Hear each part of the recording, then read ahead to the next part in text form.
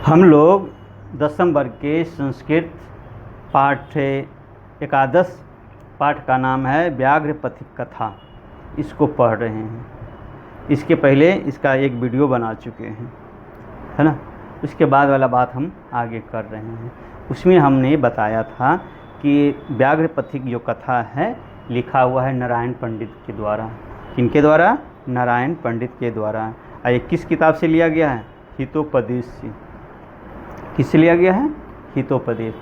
हितोपदेश में कई खंड हैं, उसमें से एक खंड का नाम है मित्र लाभ। क्या नाम है? मित्र लाभ। और मित्र लाभ नामक जो खंड है उसमें ये कहानी है व्याघ्र पथिक कथा, है ना।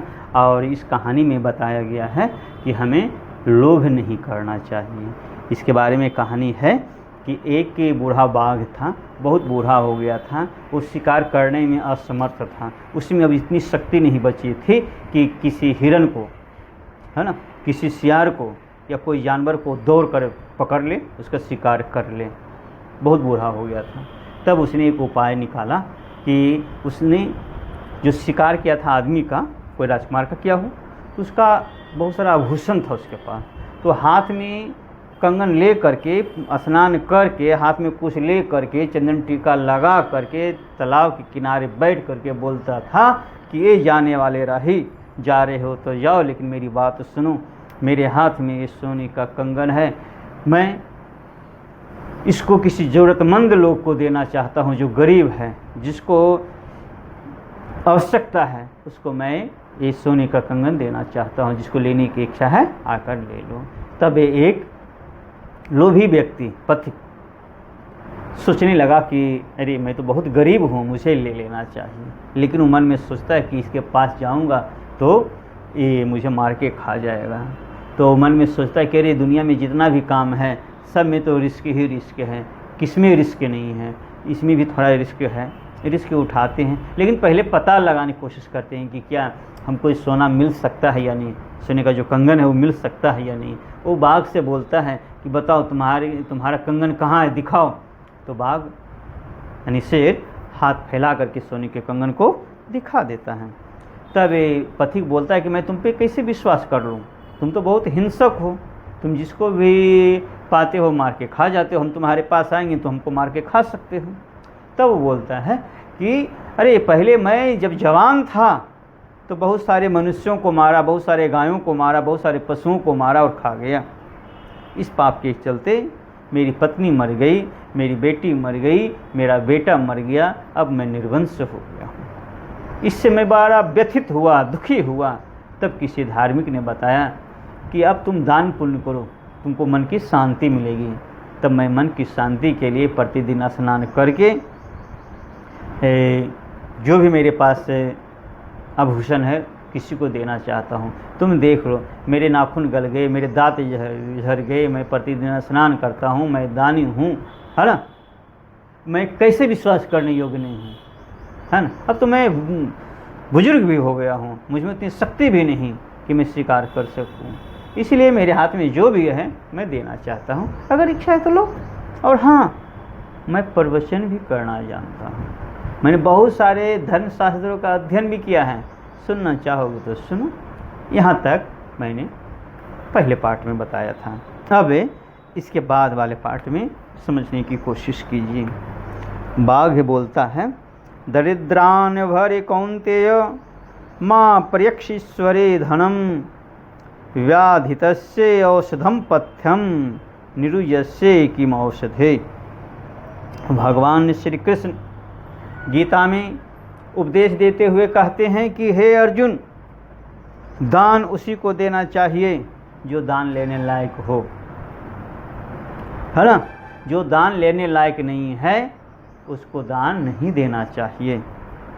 वह दान उसी तरह व्यर्थ होगा। कैसे? व्याधितस्य औषधम पथ्यम निरुयस्य किम औषधे।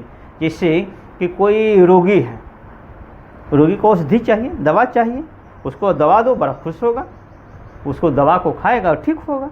लेकिन जो आदमी बीमार है ही नहीं और उसको औषधि दो, क्या उसको कुछ फ़ायदा होगा? कुछ नहीं। अगर मान लो कि तुम बिल्कुल स्वस्थ हो, और तुमको कहे कि मैं कैंसर की सुई देता हूँ फ्री में, क्या लेना चाहोगे? कोई डॉक्टर आए और कहे कि मैं अमेरिका का सर्जन हूँ, हमारी फ़ी 1 लाख रुपये है ना, लेकिन जाओ मैं तुम पे दया किया, मैं तुम्हारे हाथ को काट करके फिर से हम जोड़ सकता हूँ, है ना, या तुम्हारे पेट को फाड़ करके हाथ में क्या क्या है रोग है वो हम देख सकता हूँ, बता सकता हूँ क्या क्या है, लाओ कहो तो मुफ्त में सर्जरी कर दूँ। क्या तुम करवाना चाहोगे? क्या हाथ कटवाना चाहोगे? पेट चिरवाना चाहोगे? अरे तुम तो एगो सुइया नहीं लेवाना चाहोगे मुफ्त में बिना कारण के, है ना, कहा है कि तुम्हारे लिए बेकार है। इसीलिए दान उसी को देना चाहिए जो दान लेने के योग्य हो, जो दान लेने के योग्य हो नहीं हो उसको दान नहीं देना चाहिए, उसके लिए बेकार है ना।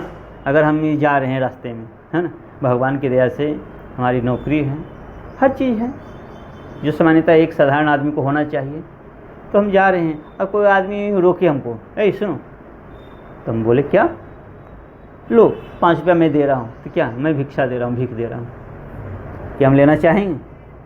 हम क्या देने वाले पे खुश होंगे? नहीं, बल्कि क्या है उस पर क्रुद्ध हो जाएंगे कि तू हमको भिखारी समझाए क्या, है ना। हाँ, तो कह रहे हैं कि हे कौन्ते माने अर्जुन, दान उसी को दो जिसको धन की आवश्यकता हो, जिसको धन की आवश्यकता नहीं हो उसको दान नहीं देना चाहिए, वो दान उसके लिए बेकार है। वो उसी तरह बेकार है जिस तरह से स्वस्थ आदमी के लिए औषधि बेकार है, दवा बेकार है। अन्य और भी मैंने सुना है, और भी हमने धर्म ग्रंथों का अध्ययन किया है, सुनना चाहोगे तो सुन लो।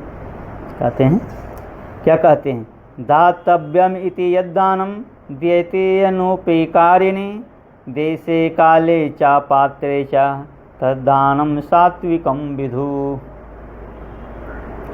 दान उसी को देना चाहिए जो उस दान के पात्र हो, है ना, उसके लिए उपयुक्त हो।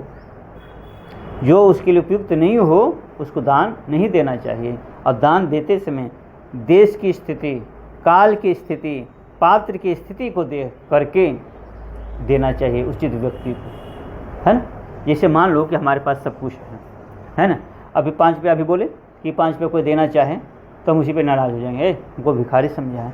लेकिन कल्पना करो कि हमको टिकट कटानी है ना, जमुई की टिकट कटानी है हमें क्यूल की, और पॉकेट में हाथ दिए तो नया फुल पैंट पहना, पैसा नहीं रहता, है ना, 20 रुपया है और लग रहा है कितना, 25 रुपया।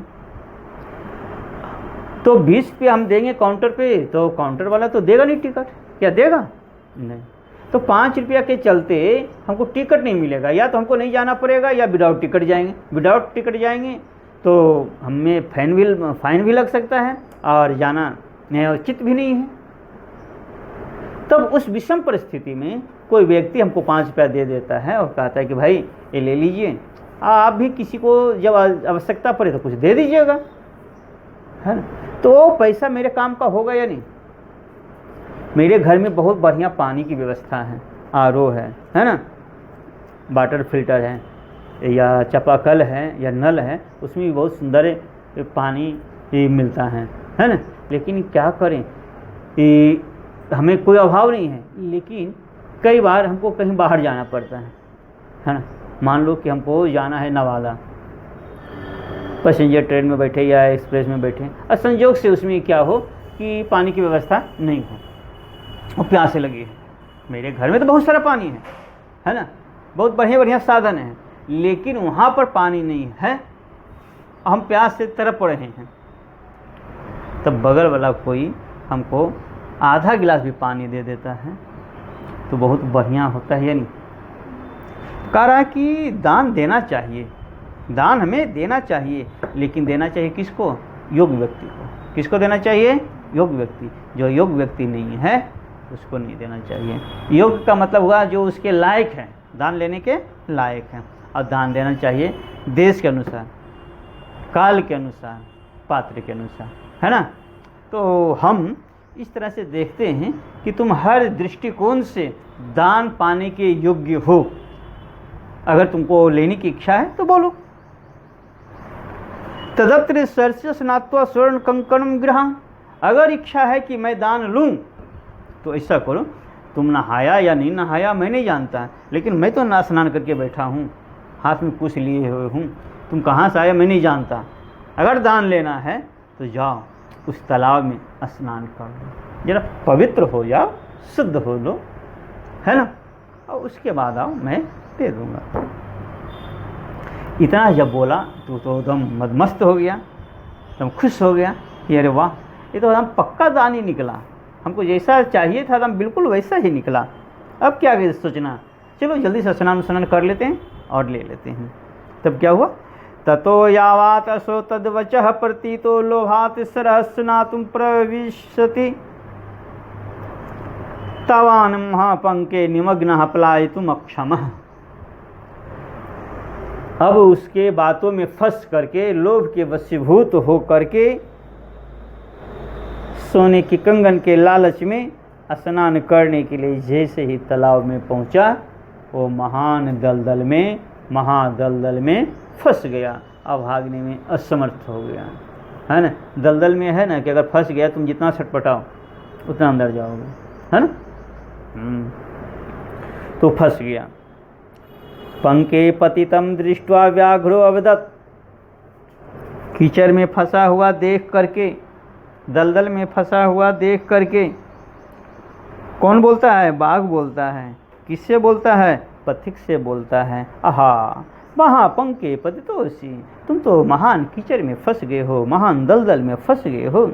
अतः त्वाम अहम उत्थाप्यामि, मैं आता हूँ और तुमको उठाता हूँ, निकालता हूँ कीचड़ से बाहर, है ना। और इति युक्त्वा शनैः शनैः उपगम्य तेन व्याघ्रेण धीरता सा पांथो अचिंत्यत। और उसको ऐसे करके घींच करके बाहर निकाल दिया। किसको निकाल दिया, किसको निकाल दिया, पथिक को। और उसको उसके सीने पर पैर रख के बोला कि अब बताओ बच्चा क्या करें, तो मार दिया जाए कि छोड़ दिया जाए। तब वो सा पांथो अचिंत्यत, तब वो पथिक सोचने लगा। क्या सोचने लगा, अवस इंद्रिये चित्तानां हस्ति स्नान में क्रिया दुर्भगा भरन प्रायो ज्ञानम भारह क्रियाम बिना। यानी जिसको अपने इंद्रियों पर, अपने मन पर काबू नहीं है, है ना, तो लाख कोशिश कर ले, उसको कुछ होने वाला नहीं है। उसका हर प्रयास उसी तरह व्यर्थ होगा जैसे हाथी काला होता जनरली, है ना। और वो चाहे कि हम खूब गंगा में स्नान कर लें, हम गोरा हो जाएं, होगा। जिसको पढ़ने की इच्छा नहीं है उसको लाख हम झापर मारें या केस नोचे, है ना, इधर उधर घींचे, कुछ सुनवाई हो रहा है, कुछ नहीं। उसको तो पढ़ना ही नहीं है, उसको तो झुकना है, सोना है, सिर्फ सोना है ना। और उसको कतनों प्रवचन देते रहो, है ना, कोई असर होने वाला नहीं है। जिसकी पढ़ने की इच्छा होती है ना बाबू, वही पढ़ता है। जिसके पढ़ने की इच्छा नहीं, मूरी लटकीते रहेगा, झुकते रहेगा, है ना। तो कह रहा है कि कोई भी ज्ञान जब उसका हम उपयोग नहीं करेंगे तो ज्ञान भार हो जाएगा, है ना। जैसे कि कोई सर पढ़ा रहे हैं तो हमको ध्यान से पढ़ना चाहिए, सुनना चाहिए, सब जानता है नहीं, लेकिन हम पढ़ने की जगह पर झुकेंगे तो क्या ज्ञान हमारे दिमाग में आएगी, नहीं आएगी। वो ज्ञान भार हो जाएगा, भार, है ना।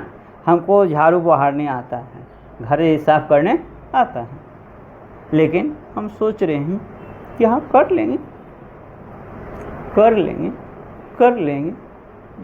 साफ कर देंगे। लेकिन क्या घर साफ होगा सिर्फ सोचने से? हाँ, हम बढ़िया जान रहे हैं कि घर साफ करना चाहिए, घर साफ रहता है तो बढ़िया लगता है, लेकिन जब हम उसको व्यवहारिक रूप में नहीं देंगे तो इसी तरह गंदा रहेगा, धूल झंकर, है ना। कोई देखेगा कहेगा वो जंगली आदमी का घर है। तुम हमारी तरफ इशारा मत करो बच्चियाँ। बात क्या है कि घर की सफाई कौन करता है जनरली, किसी की भी घर की, तुम्हारी घर की हो, बोलो, घर की औरतें करती हैं या नहीं, घर की बेटियां करती हैं या नहीं, घर की बहू करती है या नहीं, अरे इसमें नाराज होने की बात नहीं है, उपदेश देने से वो जो डिलीट कर दिया अभी बहुत हो गया आपका रिकॉर्डिंग जब कुछ बोल रहे थे इससे मतलब क्या डिलीट कर दिया?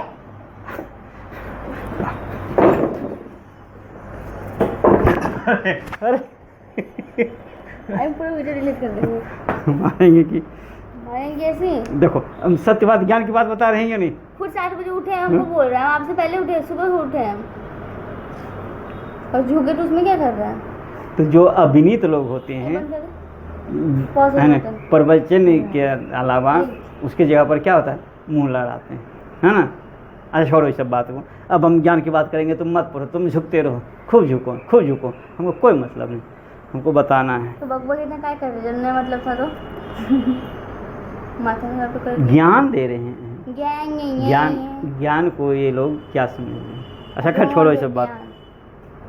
हाँ, तो जब शेर उसके सीने पे, पति के सीने पे पैर रख करके बोला कि बताओ बच्चा क्या करें, मार दिया जाए या छोड़ दिया जाए, तब वो सोचने लगा क्या, अवश्य इंद्रिय चित्तानाम हस्ति स्नान इव क्रिया दुर्भगा वरण प्रायो ज्ञानम भारह क्रियाम बिना। जिसको अपनी इंद्रियों पे, अपने चित्त पे कंट्रोल नहीं, नियंत्रण नहीं, उसकी हर क्रिया बेकार हो जाती है। उस हाथी की तरह जो चाहता है कि मैं स्नान करके हम अपनी जो कुरूपता है, कालापन है, उसको दूर कर लें, है ना। कोई काली बिलारी है ना, और खूब शैम्पू लगाए, खूब डब लगाए, लगड़ रही है भाई, लगड़ रही है, लगड़ रही है भाई, लगड़ रही है, और चाहे कि पिरियारियन हो जाए बोल, क्या संभव है?